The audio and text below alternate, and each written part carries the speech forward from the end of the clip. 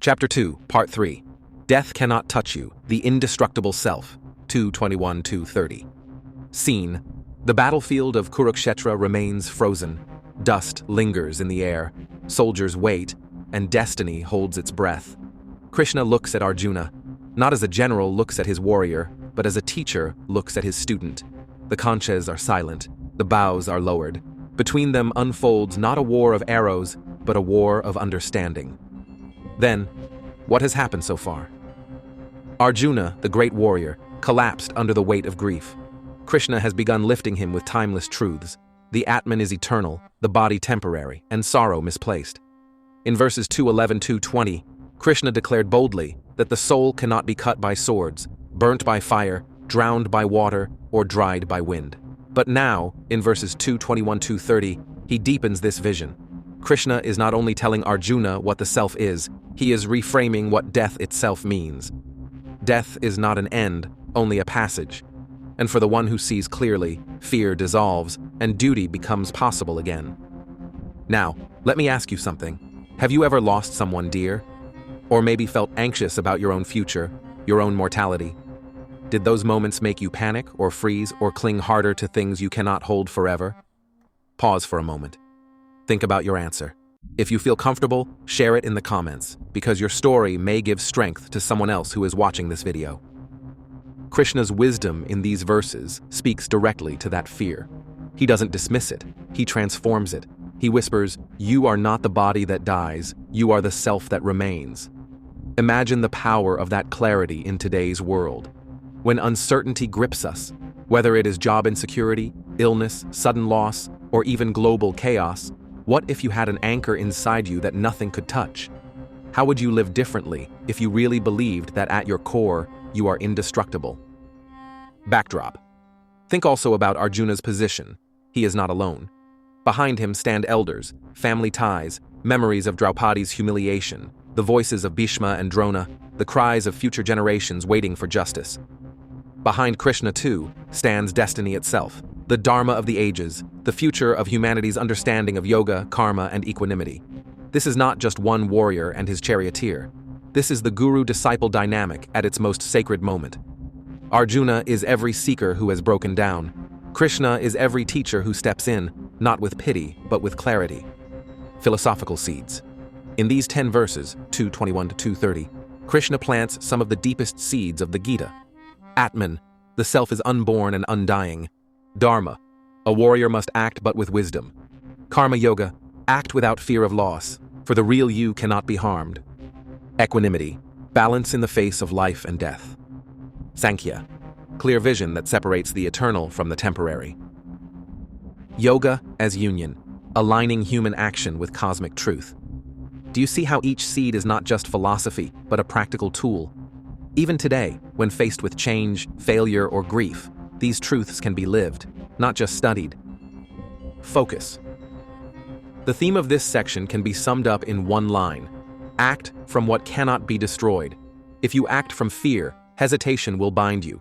If you act from your fragile identity, body, role, or ego, you will be tossed about. But if you act from the Atman, the indestructible self, your steps will be steady. Scene 2.21. The one who knows the self never kills nor is killed. Scene. Krishna begins to peel away Arjuna's fear of killing by striking at its root, ignorance about the true self. He says, "The one who knows the self as eternal, indestructible, and unborn understands that the self neither kills nor is killed." Then, on the battlefield, Arjuna trembled because he thought his arrows would end the existence of his grandfather, teacher, cousins, and friends. His compassion was real, but his understanding was limited. He mistook the perishable body for the eternal self. Krishna reframed death. What dies is the body, not the Atman. For the knower of truth, there is no sin in action aligned with dharma. This was not just reassurance, it was the first hammer blow against Arjuna's false identification with the body. The warrior in him was being taught to see beyond flesh. Now, how many times do we hesitate to act because we fear hurting someone's feelings, losing approval, or breaking an image? Like Arjuna, we confuse the temporary with the eternal. We think reputations, possessions, or even the body are us. Krishna's teaching lands like lightning. You are not the body, nor are you anyone else's body. This perspective is not cold detachment, it's clarity. When you stop equating life with form, you realize you can act decisively, compassionately, and fearlessly. For example, parents must sometimes discipline their children. Leaders must sometimes make hard calls. The wise act without guilt because they know the eternal self is untouched. Focus. See through the illusion of killing or being killed. When you identify with the indestructible self, fear dissolves and Dharma becomes clear. Scene 222, as we change garments, so the soul changes bodies. Scene. Krishna offers a vivid metaphor. Just as a person casts off worn-out clothes and puts on new ones, the soul discards old bodies and takes on new ones. Then, Arjuna's paralysis came from the weight of finality. If I kill Bhishma, he is gone forever. Krishna shattered that illusion by comparing death to changing clothes. No one weeps when a garment is discarded. Why then weep for the eternal soul that merely moves on? This was a radical shift from grief to continuity. For the warrior prince, this was both a relief and a reminder. Even if he struck down his loved ones, their self would continue its journey. His arrows would touch only cloth, not essence. Now, think about your own life. How many identities, roles, and phases have you outgrown? Childhood, student life, first jobs, relationships, they were all like garments. Did your true essence vanish with them? No, the real you carried on. Modern psychology also speaks of reinvention, but Krishna goes further. Even death itself is just another change of dress. This teaching can transform how we see aging, illness, and loss. It doesn't mean indifference. It means seeing transitions with equanimity, without panic. Imagine grieving less when roles end, jobs shift, or loved ones pass, because you know the garment may fade, but the self remains. Focus. Accept life's changes as natural. Shed old identities gracefully. The soul remains constant. Why cling to the cloth? Scene 223. The soul cannot be cut, burned, drowned, or withered. Scene. Krishna grows more poetic and absolute. The self cannot be pierced by weapons, burned by fire, drowned by water, or dried by the wind. Then, the battlefield itself was filled with weapons, fire, and dust. Arjuna's senses were overwhelmed by the reality of physical destruction, yet Krishna declared that none of these could touch the Atman. For Arjuna, this was both paradox and liberation. He was being told that the very things he feared, swords, arrows, flames, death, had no power over the self. In the middle of chaos, Krishna unveiled the invincibility of spirit. Now, our weapons today are stress, criticism, rejection, financial losses, and emotional wounds. They pierce our pride and burn our peace. But Krishna's truth still applies. None of these touch who we really are. Your Atman remains uncut, unburned, untouched. Think of a storm raging outside a sturdy house. If you stay rooted in the self, the winds pass without tearing you apart. This teaching isn't about denying pain, but about knowing what is pain-proof. Imagine facing failure without collapsing, because you know your worth is beyond results. Imagine facing insults without shrinking, because your essence cannot be pierced. That is freedom. Focus. Remember your invulnerability. Weapons of the world cannot scar the self.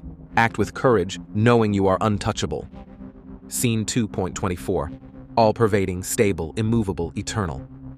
Scene.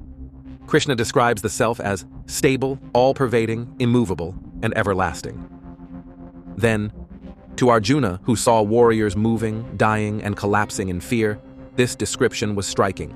The battlefield was impermanence embodied. Yet Krishna pointed to a reality beyond motion, unchanging presence.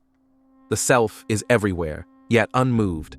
This cosmic immovability gave Arjuna something solid to stand on amid chaos. The warrior who had collapsed on his chariot floor was now being reminded that within him was an immovable core. Now, in our restless lives, everything shifts. Jobs, relationships, politics, technology. No wonder we feel groundless. But Krishna tells us there is something stable within, untouched by trends, pandemics, or economies. When you connect with it, You stop being thrown around by circumstances. For example, meditation isn't escape, it's a return to the immovable self. Think of times when you remained calm while others panicked. That was your stable core shining through. Imagine living more from that center, storms outside, stillness inside. That's what Krishna offers. Focus, anchor yourself in the unchanging self. In the chaos of life, stability comes not from the world, but from within. Scene 2.25, Incomprehensible and Unchanging. Scene. Krishna concludes this section by saying, "This self is incomprehensible, beyond description, and unchanging. Knowing this, you should not grieve." Then, Arjuna had demanded clarity. Krishna gave it, but also humility. The self is not fully grasped by the mind or language. It is beyond categories. For a warrior trained to rely on strategy and logic, this was humbling. Yet Krishna's point was not to confuse, but to release Arjuna from overthinking. If the self is incomprehensible, then grief about its fate is foolish. One cannot harm what one cannot even define. Now, we live in an age of explanation, data, and measurement. Yet the most important truths, love, meaning, consciousness, remain beyond calculation. Krishna reminds us, the self is not for the intellect alone, but for realization. Trying to box it into words only limits it. Sometimes peace comes not from understanding, but from surrendering to mystery. In a world obsessed with control, acknowledging the incomprehensible is liberation. The unknown isn't a threat, it's a doorway. Focus. Don't grieve over what the mind can't capture. The self is beyond comprehension, but always present. Rest in its mystery. Scene 2.26. Even if you think the soul is born and dies. Scene. Krishna softens his tone to meet Arjuna's hesitation. If you still believe, Arjuna, that the self is continually born and continually dies, even then, you should not grieve. He steps into Arjuna's worldview instead of arguing from divinity, like a master teacher meeting the student on their side of the bridge. The dust of Kurukshetra hangs, Bhasma's banner flutters, Drona's gaze is steady, Draupad's memory burns in the air. The chariot feels like a small island where a private surgery of truth is underway. No anesthesia, only precision. Krishna's compassion is practical. If Arjuna cannot yet live from eternity, at least let him live from reality's rhythm. Birth leads to death. Death leads to birth. Then, this verse is Krishna's second lane of logic. If Arjuna cannot accept the immortal Atman yet, Krishna offers the law of cycles. To warriors, farmers, mothers, sages, this cycle was obvious. Seeds sprout, ripen, wither, return. The moon waxes and wanes, kings rise and fall, lineages expand and recede. Even without metaphysics, sorrow over the inevitable is misplaced. Arjuna's grief imagines he can protect his loved ones from the law that shaped every ancestor before them. Even Barbrick, the silent witness in lore, would say the war only exposes what time already guarantees. Forms pass. Krishna is not hardening Arjuna, he is maturing him, training his love to honor truth. Reverence for elders, Bhasma, Drona, cannot mean denial of impermanence. Dharma demands that affection acknowledge law. Now, our age hides death behind hospital curtains and algorithmic distractions. The result is panic at every change. Careers shift, and we call it catastrophe. Children leave home, and we call it abandonment. Bodies age, and we call it failure. Krishna's counsel reframes this. Endings are features, not bugs.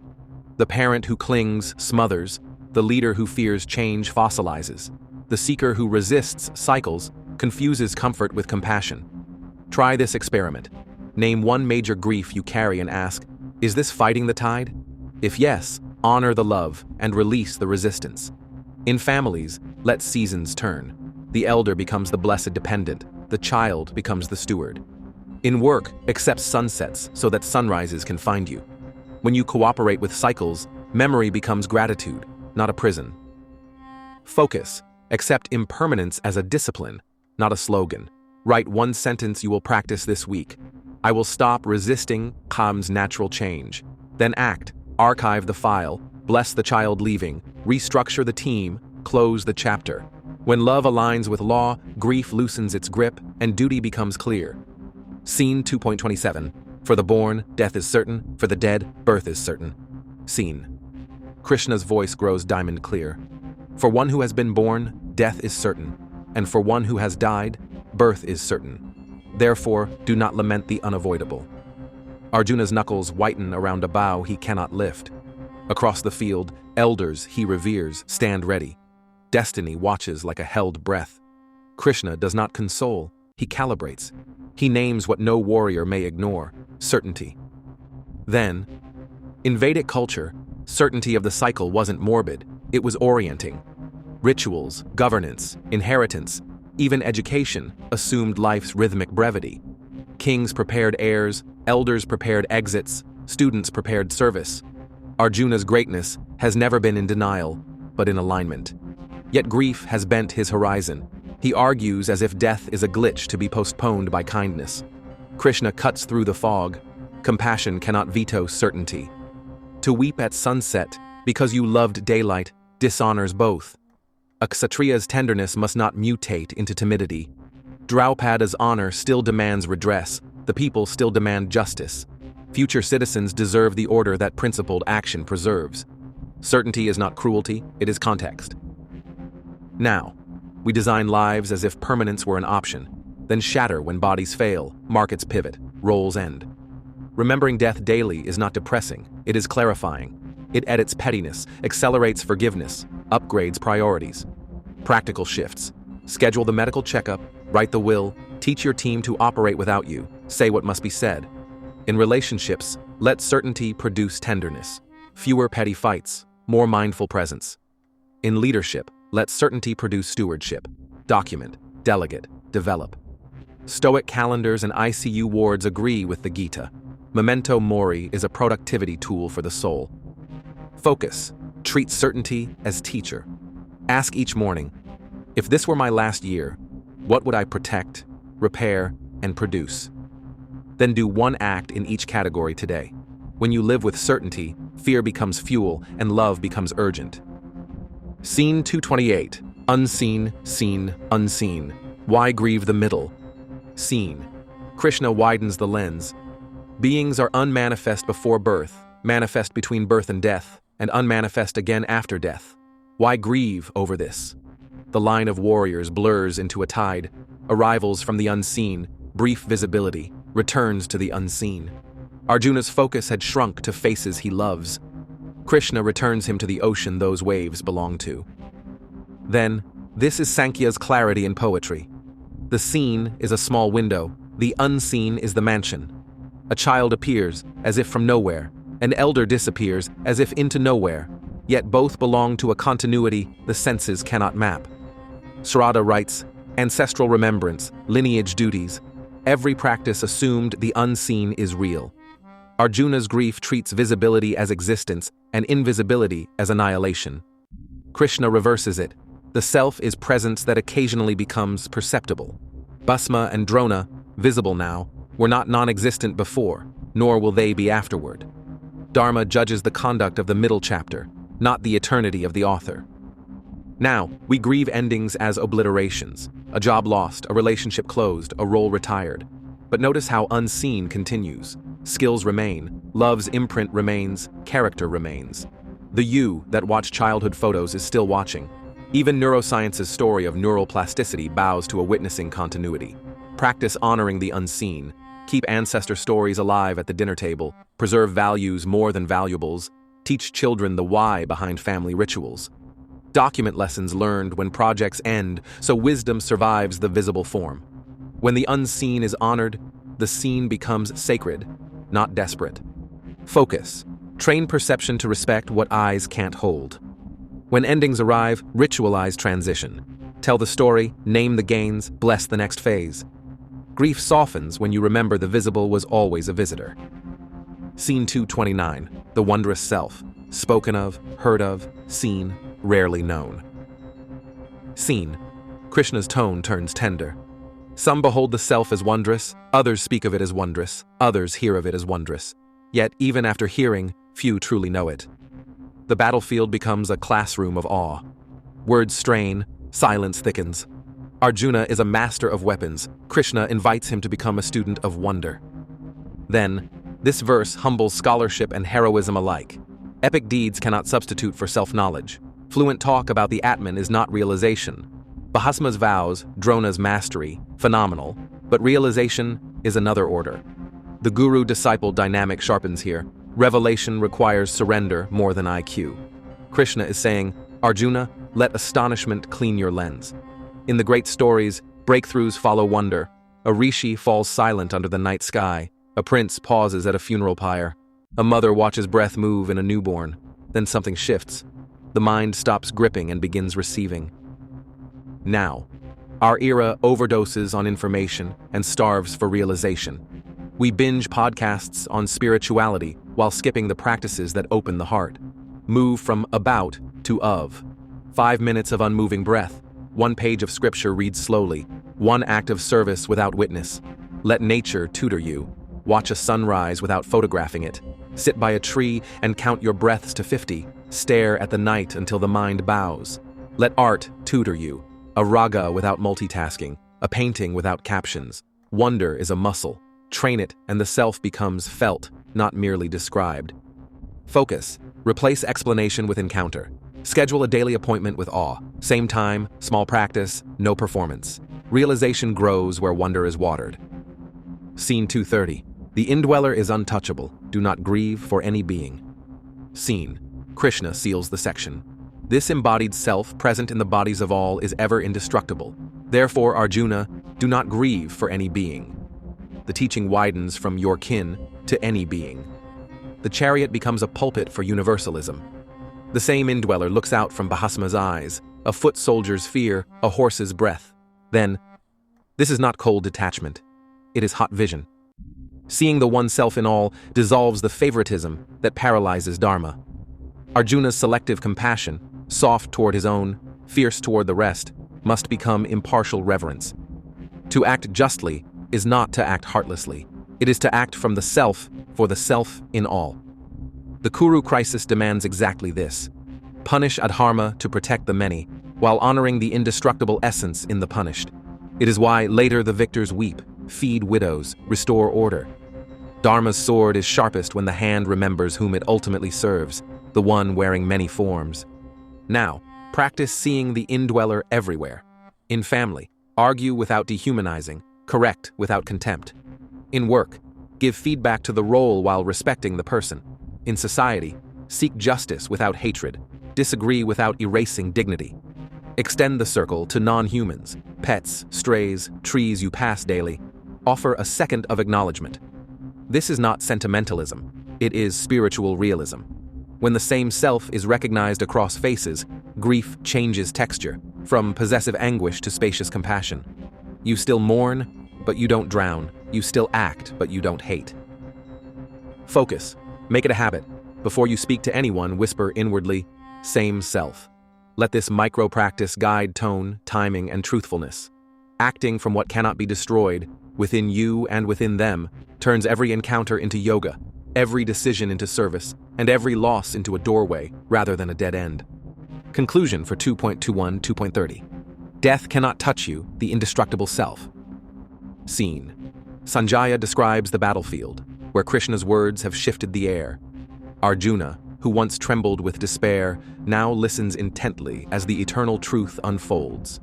The soldiers still stand restless, but within the chariot of the Pandavas, time slows down. The dust of Kurukshetra blurs into silence as Krishna reveals the unshakable, indestructible nature of the self. Then, Krishna's teaching has been like a diamond struck against Arjuna's confusion. Each verse from 221 to 230 chisels away fear of death. The self is unborn, unpierced, unburned, untouched by decay. Bodies may fall like garments, but the Atman never dies. Grief is reframed, courage is restored, and Dharma recentered. The dialogue is no longer about victory or loss, but about eternal identity. Now, for us today, these verses are not just about ancient warriors. They are about every moment we panic at change, every time we grieve over endings, every time we fear death. Krishna whispers across centuries, that which truly is cannot be destroyed. That which dies was never the real you. In a world where loss feels constant, jobs, health, relationships, even nations, this wisdom steadies us. It reminds us that clarity about the self quiets panic. We live not as trembling shadows, but as luminous beings temporarily wearing forms. Focus, act from what cannot be destroyed. When we anchor identity in the indestructible self, courage replaces fear, balance replaces panic, and action becomes freedom. Have you ever paused to ask yourself, who am I beyond this body, beyond my roles, beyond my fleeting story? If everything you cling to can be taken away, what remains? Krishna answers, you remain. This is not philosophy for scholars alone. It is medicine for the anxious heart. Just as Arjuna stood frozen between two armies, we too often freeze between choices, clinging to what will one day fall apart, forgetting the eternal within. Krishna invites Arjuna and us to see beyond the body, to see that birth and death are only appearances, like sunrise and sunset, real to the eye, but never touching the sun itself. Think of it. Have you ever lost something, perhaps a loved one, a home, or a dream, and yet felt some deeper part of you remained untouched? That untouched presence is what Krishna is pointing toward. That is the Atman, your indestructible self. And when you act from that place, life transforms. Fear loses its grip, anxiety softens, even grief finds its dignity. You are no longer acting out of desperation, but out of dharma, out of clarity. This is why Krishna reframes Arjuna's sorrow, not by denying the pain of war, but by showing him that the Atman of Bhasma, Drona, and even of himself cannot die. What falls are bodies. What remains is eternal. Now imagine applying this today, in moments of sudden loss, when health falters, or when headlines scream of chaos. Instead of spiraling, you breathe, and remember, I am not this changing form. I am that which cannot be destroyed. From that remembrance, you act wisely, compassionately, and without panic. That is the gift of verses 221 to 230. They are not morbid reflections on death. They are invitations to fearless living. So, as we close this section, let me ask you directly, how do you see yourself? Do you see only the body that ages, aches, and one day dissolves? Or do you see the luminous self, untouched by fire, water, or time? Comment below. I'd love to hear your reflections. And if this journey through Krishna's words has touched you, please like, share, and subscribe. It helps this wisdom reach others who may be struggling with fear, grief, or change.